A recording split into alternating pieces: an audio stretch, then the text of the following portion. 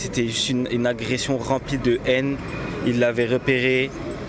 C'était juste une agression horrible, horrible, horrible.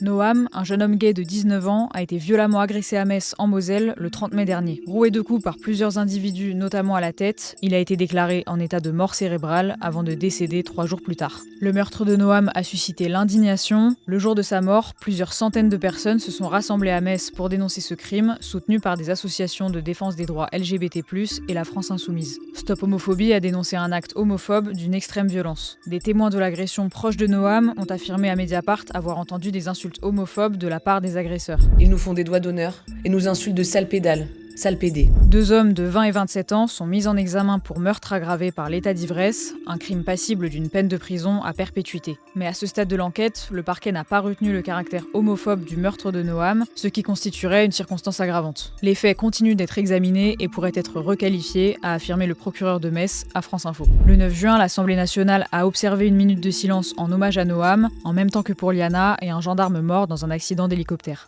Dans notre République, personne, absolument personne, ne devrait être insulté, harcelé, tué, pour être qui il est, pour simplement aimer. En 2024, plus de 3000 crimes et délits homophobes et transphobes ont été enregistrés. Un chiffre qui a triplé depuis 2016, selon l'Observatoire des inégalités.